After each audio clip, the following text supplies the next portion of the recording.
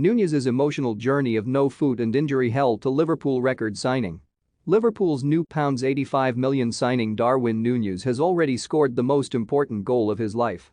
When the 22-year-old Uruguayan striker was having kickabouts with his mates in the streets of Artigas, a city in the northeast of the country situated close to the Brazilian border, he would dream of one day being good enough to buy his parents a new house. The humble family home Nunez shared with dad Bibiano, mother Silvia Ribeiro and older brother Junior was built on the floodplain of the Cuarame River, and the few sticks of furniture they owned would often be washed away. Nunez has always believed his mission in life is to look after the people who sacrificed everything to give him a chance to escape the poverty he was born into. "I don't ever forget where I come from," says Nunez. "I am part of a humble, hard-working family. My father worked as a laborer on a building site for 8 or 9 hours every day, and when his shoes were falling off his feet he would still try to find money to buy me football boots. My mum was a housewife. But she walked through the streets of the town collecting empty bottles to sell back to the stores. We had a house in Artigas, but it was never in good condition because of the floods.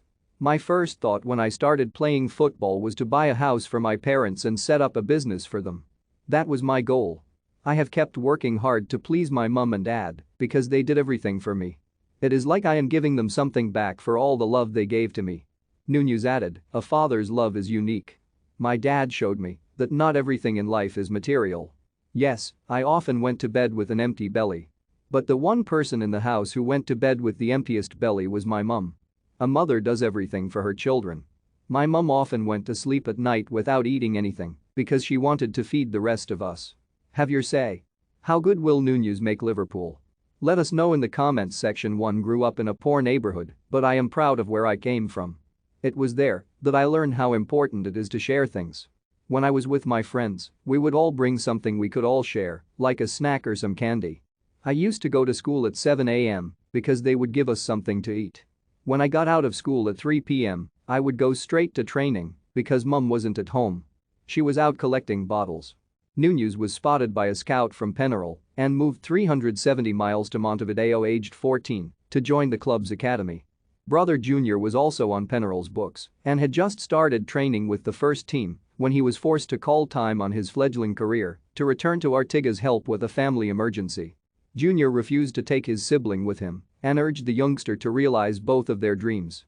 Nunez's route to the top was not smooth. He needed an operation at 16 to repair a knee ligament damage and went back under the surgeon's knife again after playing through the pain barrier to make his senior debut. "My knee hurt, but I gritted my teeth to play," he recalls. "The medics told me it was in my head, but at the end of the game I came off the pitch crying from the pain. They had to operate again, this time on my patella. Again there was a lot of suffering."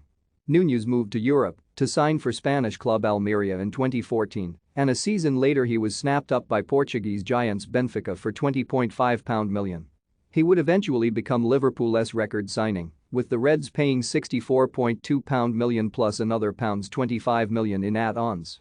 Yet his spectacular rise has often been plagued with doubts.